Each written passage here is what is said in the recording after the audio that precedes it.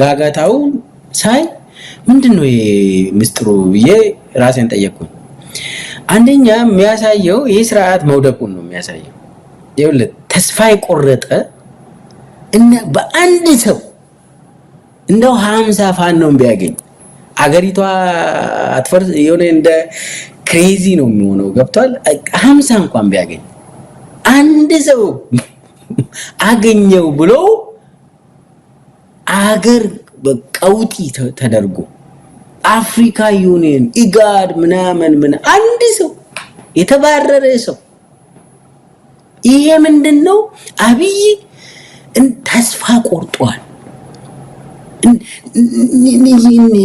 እንዲመለሱ ምናምን የሆነ ብቻ እኔ መንግስት አይደለም ይሄ አብይ ይሄ ስርዓት መንግስት መሆን አይችልም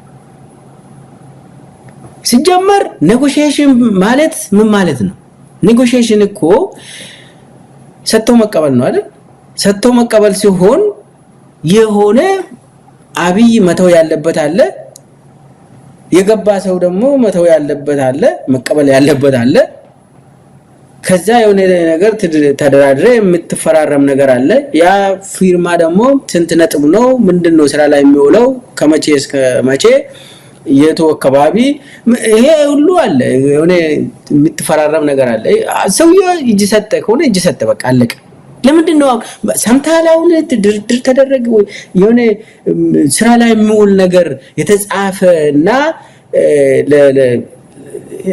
ማለት እንደዚህ የሆነ አፍሪካ ዩኒየንና ኢጋድ ዛከነ ከሄዱ ድርድር አለ ብለህ ነው የምትጠብቀው አይደል የኔ ነገር ተጽፎ ስራ ላይ የሚውል ነገር ያ አይደለም ምንድነው የሆነ በቃ የሚጠብቁት ከላይ ከእግዚአብሔር የሚጠብቁት ነገር አለና አብይ የሆነ በቃ እንደዚህ በቃ ተደራድሩ ፋኖ ገባ ምናምን ለማለት በጣም ሰፍ ብሎ በቃ እኔ ሳኩኝ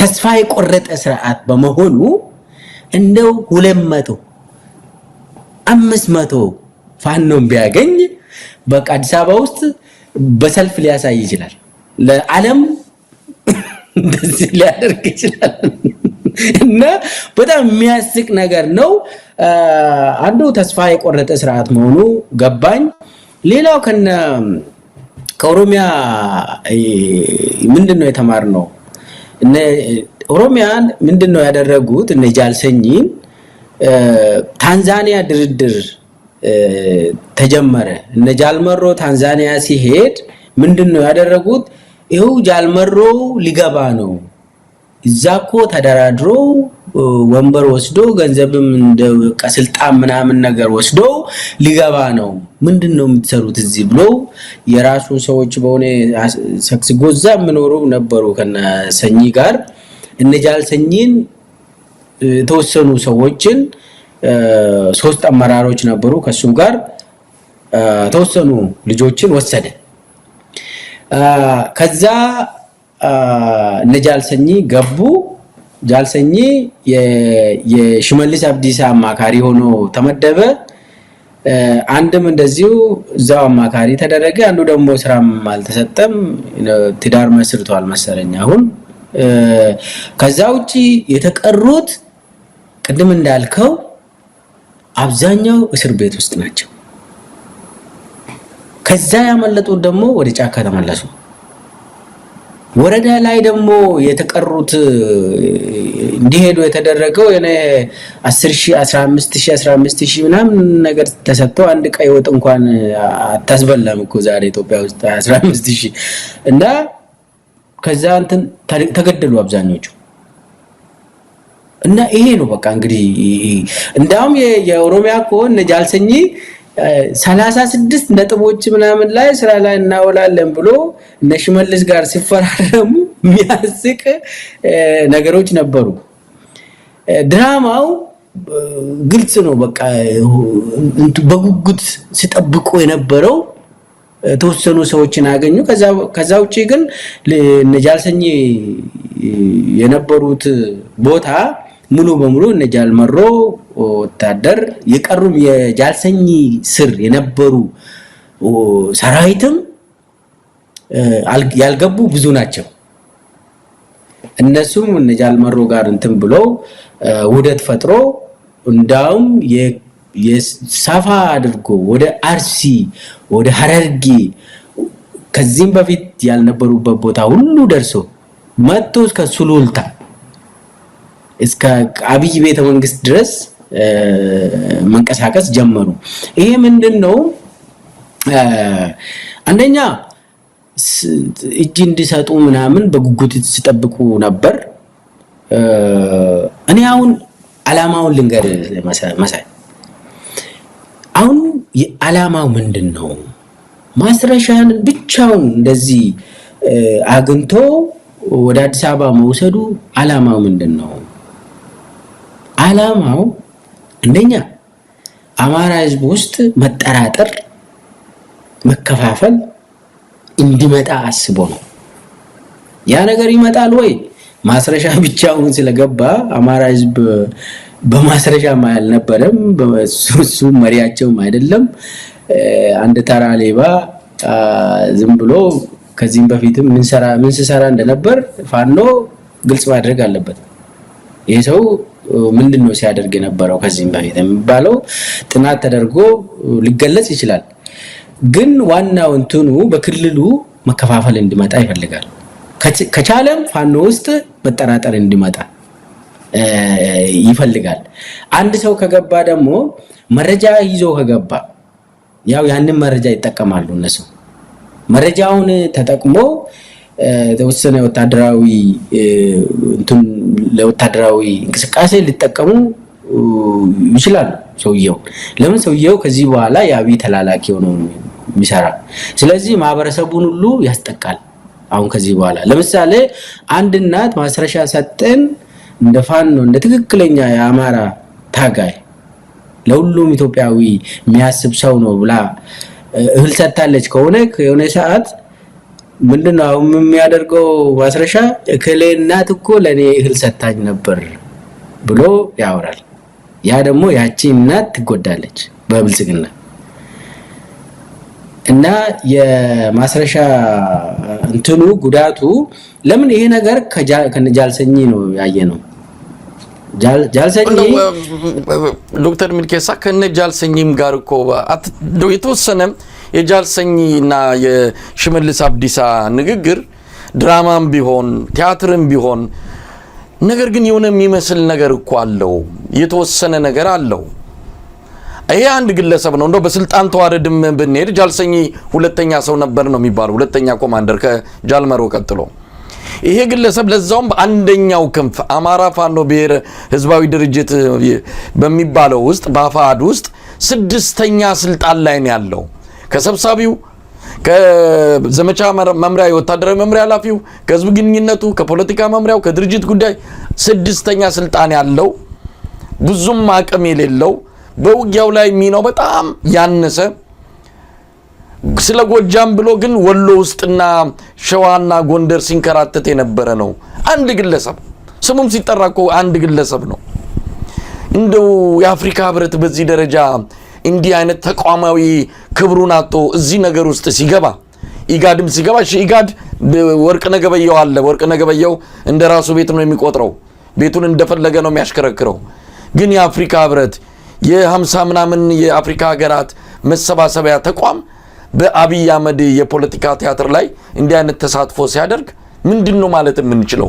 ምናልባት በገንዘብ ገዝቷቸው ነው አብይ አህመድ እነዚህን ሰዎች መቼም አያደርግም አይባልም። እንደው ምን ተረዳው? ወዴት እያመራ ነው? የሥርዓት መፍረስ ሊሆን ይችላል፣ ግን ከምንም በላይ የኢትዮጵያ ህዝብ በጉዳዩ ላይ አዝኗል። በጣም ነው ያዘነው። እስቲ ምን ማለት ይቻላል?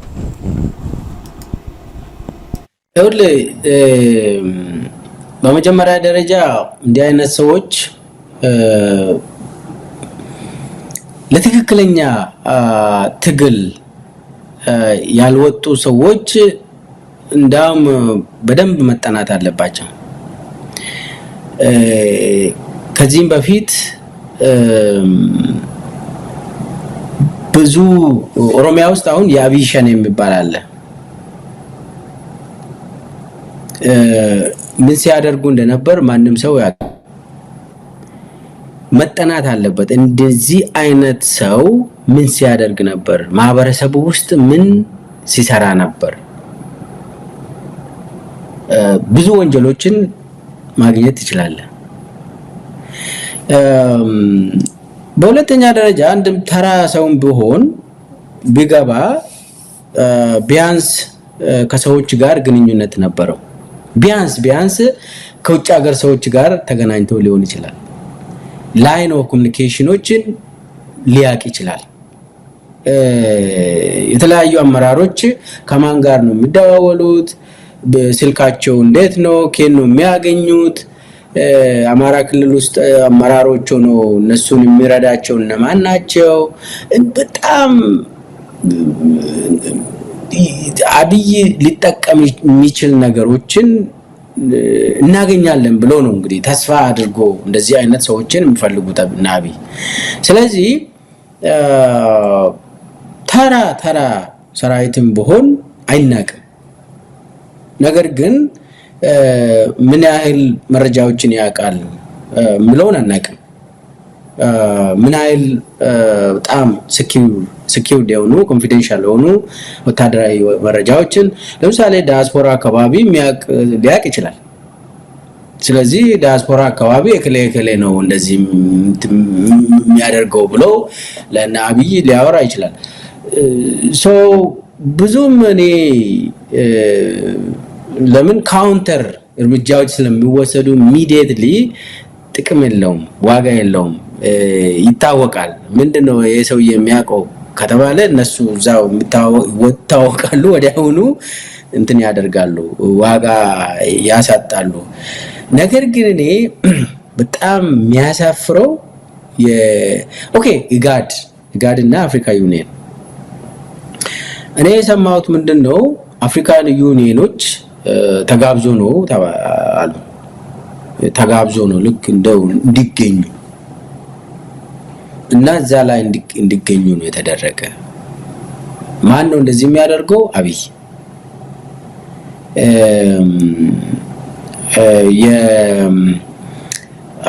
የአፍሪካ ዩኒየን ሰውየውም እዛው የጅቡቲ ነው እና የኢጋዱ ሰውየም እዛው ነው እና ወርቅኔ ገበየሁ ናቸው። በጣም ጓደኛሞች ናቸው። አፍሪካ ዩኒየን ኮሚሽነር እና ወርቅኔ በጣም ጓደኛሞች ናቸው።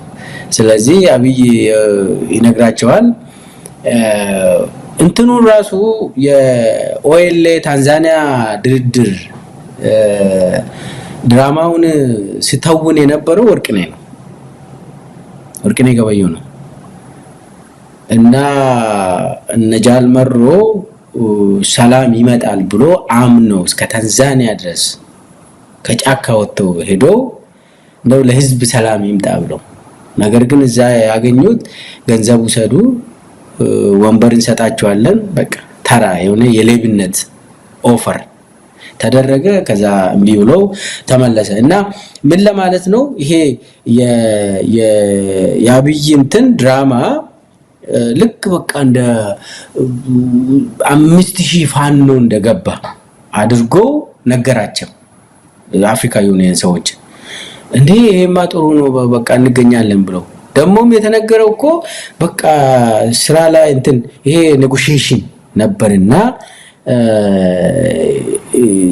እንትን የሚፈጸም ነገር ስለሆነ እንፈራረማለን እንደዚህ በክልል ደረጃ ነው ደግሞ እዛው አረጋ ከበደ ነው ማኔጅ የሚያደርገው ከኔ ጋር አይደለም ብለው እንትን አደረገ።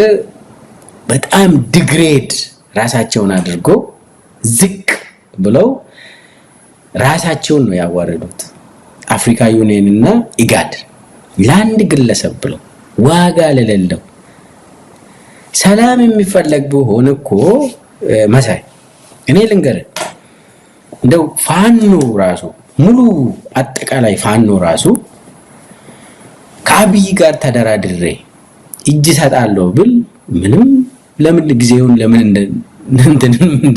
እንዳደረገ ለምን ጊዜውን ያጠፋል? ብቻውን አብይ ራሱ በቃ የሆነ ነገር ብሎ እንደው ምን እንደሚሰጥም አላቅም ብቻ ተደራድሮ እንደው ግማሹን የአማራ ክልል ካቢኔ ውሰዱና ግቡ ይባሉ አብይ እንደዛ አይነት ፕሮፖዛል ቢያቀርብ ወይ ደግሞ 60% የአማራ ክልል ካቢኔ ውሰዱና እኔ ፖሊሱን አልሰጥም መከላከያውን አልሰጥም ምናምን ብሎ በዚህ ራሱ ድራማ ቢደራደሩ ዋጋ የለው ተበሉ ማለት ነው። ምን ለማለት ነው? ይኸውልህ በችርቻሮ የሚመጣ ነገር የለም። በአንድ ግለሰብ አይደለም ፋኖ ራሱ ብቻውን መደራደር ዋጋ የለው። ለአማራ ህዝብ ወርቅ አይዘንብም። ለኢትዮጵያ ህዝብ ፍትህ አይመጣም። ኦኤልኤ የኦሮሞ ነፃነት ሰራዊት ለብቻው ተደራድሮ ኦሮሚያን ብረከብ ምንም አይነት ለኦሮሚያ ህዝብ የሚዘንብ ማር የለም፣ ጥይት ነው እንጂ። በችርቻሮ የትግራይንም አየን አይደል እንደ ፕሪቶሪያ አግሪመንት ምን አመጣ? ምንም። ለትግራይ ህዝብ ረሃብን ነው ያመጣ፣ ምንም። ስለዚህ በችርቻሮ ይቅር፣ በግለሰብ ይቅር፣ በማስረሻ ወይ ደግሞ ጃልሰኝ በችርቻሮ በየክልሉ ራሱ የሚደረግ መፍትሄ አያመጣም። ለህዝቡ ምንም አይነት እፎይታ አያመጣም። ጦርነቱ ይቀጥላል። አንዱ ከገባ ሌላው ጫካ ይገባል። ምንም ጥርጥር የለም። ስለዚህ በችርቻሮ ሳይሆን አንድ ላይ ሆኖ ነው አብይ ከሁሉም ጋር መደራደር ይችላል። ከሆነ ከሁሉም ጋር መደራደር አንድ ላይ ሆኖ ሁሉም ኢትዮጵያውያን አንድ ላይ ሆኖ ከአብይ ጋር መደራደር፣ አብይ እንደዛ የሚያምን ከሆነ ያ ነው የሚያዋጣ። ነገር ግን አብይ በዚህ አያምንም።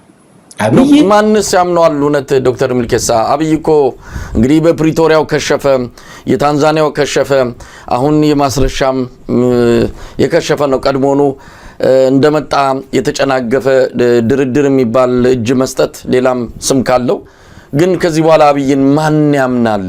አብይን አምኖ ትጥቅ መፍታት አይደለም እንደው ላፍታም በዚህ በድርድር ስሜት ውስጥና ሙቀት ውስጥ የሚገባ ሊኖር አይችልም። ይሄ በዚህ መልኩ የሚገባ ካለ ምናልባትም የዘመኑ ቂል ነው ብሎ መውሰድ ካልተቻለ በስተቀር ምንም የሚያገኘው የፖለቲካ ትርፍ የለም። የኪሱን ሊያደልብ አሁንን ማስረሻ ሰጤ ምናልባት ደና ቤት ደና ሸሚዝ ሊቀይር ይችላል፣ መኪና ሊሰጠው ይችላል። ከዛ ባለፈ ግን የአማራ ህዝብ ስቃይ አሁንም ይቀጥላል። እንደው ወደ ታየ ደንዳ ልምጣ። ዶክተር ሚልኬሳ ታየ ደንዳ 7 ዓመት ከ2 ወር ተፈረደበት። እንግዲህ 6 ወር አያሳስርም የተባለ ምክንያቱም የጦር መሳሪያ በቤት ተገኝቷል ነው። ያ መሳሪያ እንዴት እንደመጣ ከአብይ አህመድ ጀምሮ ሁሉም ያውቃል። ራሱ አብይ አህመድ ነው መሳሪያ ታጠቅ ያለው። ትግራዮች ህወሓቶች ሊገሉ ይችላሉ፣ ሸኒዎች ሊገሉ ይችላሉ በሚል ታየ ደንዳን እንዲታጠቅ ሐሳብ ያቀረበ ሌሎቹ የሚያውቁት ዛሬ ምን አዲስ ነገር ተገኝቶ ነው? ለዛውም ከባድ የተባለው በዚህ ወንጀል ከባድ የተባለውን ቅጣት ነው የተሰጠውና ከምንም በላይ ደግሞ ከቅሊንጦ ማረሚያ ቤት እየደበደቡ ወደ አባ ሳሙኤል የኢትዮጵያ ጓንታናሞ የሚባል ነው። በጣም አደገኛ የሆነ እስር ቤት ነው። እዛ እንዲገባ ተደርጓል። እንደው የታየን የፍርድ ሂደት እንዴት አየኸው?